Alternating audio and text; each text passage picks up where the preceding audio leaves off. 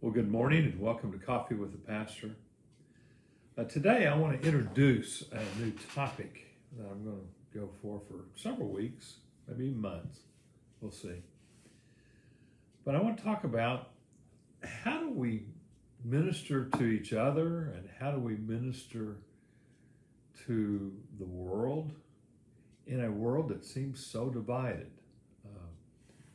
One of our members was telling me that they put a Trump sign up in front of their house, and one of their close neighbors support Biden. And the neighbors felt obligated to come over and let them know that just because they were going to be supporting Trump, that they still wanted to be good neighbors and still wanted to be friends and still wanted to do this. Well, that was good and fine. But I find it interesting that they felt a need to do that. I remember a day in our country when, disagreeing over who you were going to vote for didn't mean that you were divided. It just meant you disagreed who you were going to vote for. And, we're all Americans and everybody's trying like that. But that's not the way it is today.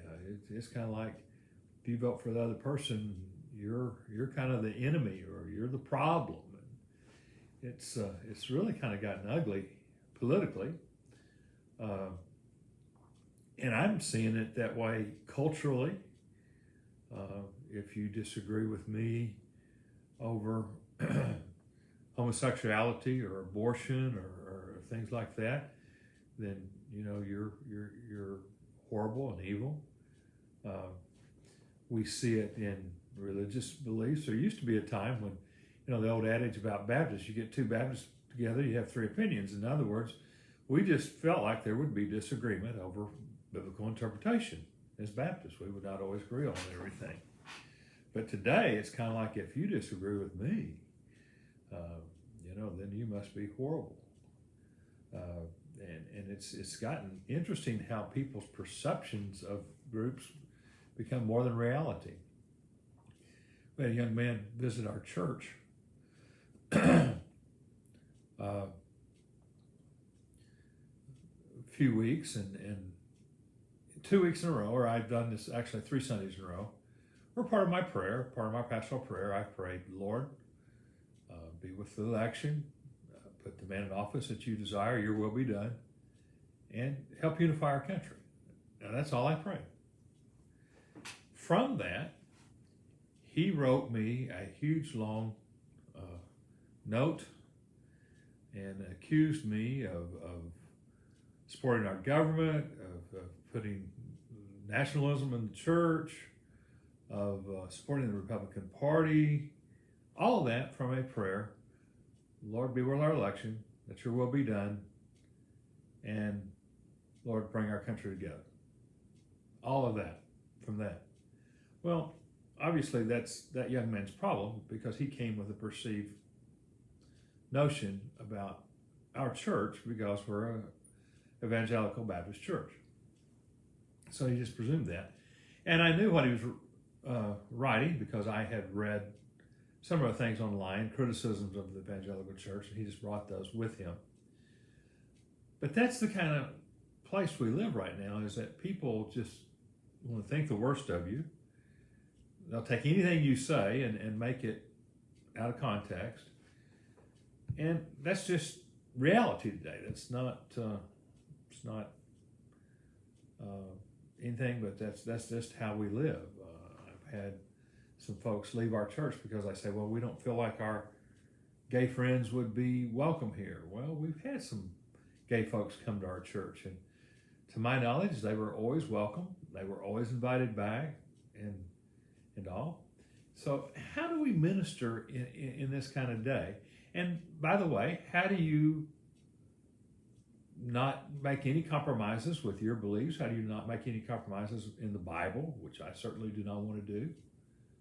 And yet dialogue and love people who differ from you. Well, I believe the Bible has some answers for that. Jesus' day was very divided. The Roman government had taken over Israel, and there was disagreement about how they should handle that. There were the Herodians and tax collectors and others worked with the Roman government, worked for them and supported them, just decided that they would prosper from them being there. And so they worked with the Roman government. In Jesus' disciples, you see elements of both, because there was also the zealots who felt like that the Roman government should be overthrown, that they should fight them, kick them out, and be part of that. Well, we know that Matthew was a tax collector, was a disciple who worked with the Roman government, and you had Simon the Zealot, who was in the disciples. So he had both.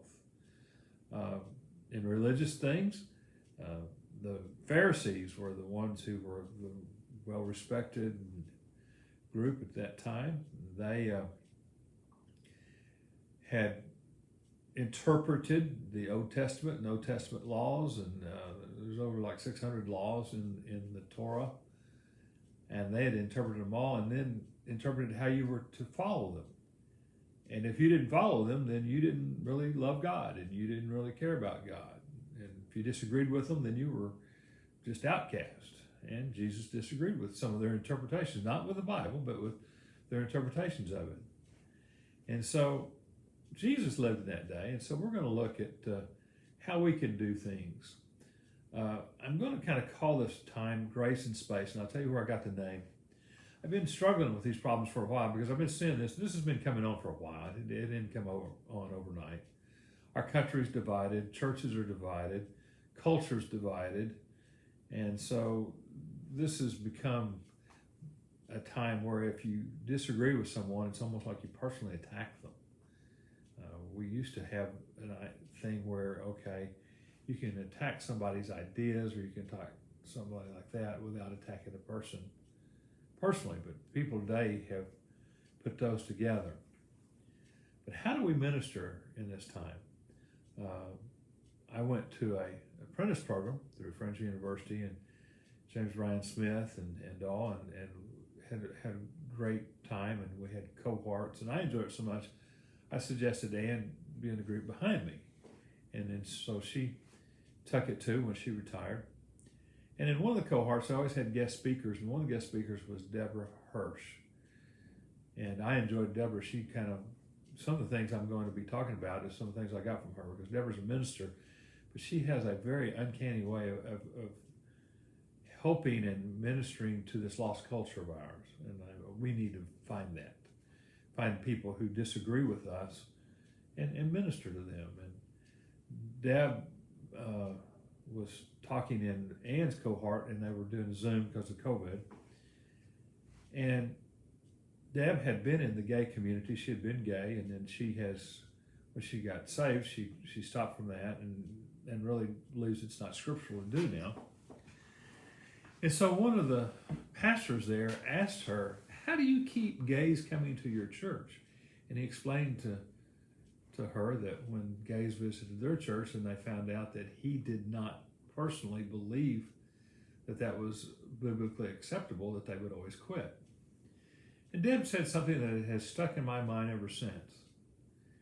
She said, I tell them, I have given you grace and space to disagree with me. Now I ask you to give me grace and space to let me disagree with you.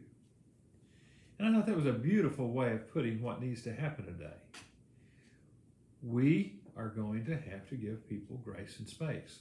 In the church, we're going to have to give people grace and space to grow, to disagree with what our fundamental beliefs are, and to disagree with some things. But we're going to have to ask for it back. They're going to have to give us grace and space to be able to disagree with them as well. And that's an art that we have lost in our culture today. But we're going to look at it about how Jesus dealt with how he dealt with people, how he dealt with his disciples, how he dealt with one particular disciple, Peter. We're going to look at this over the next few weeks, talking about how can we grant grace and space to people who disagree with us, or maybe who do things that we don't agree with. How are we going to do that? And I believe grace and space is going to be the key.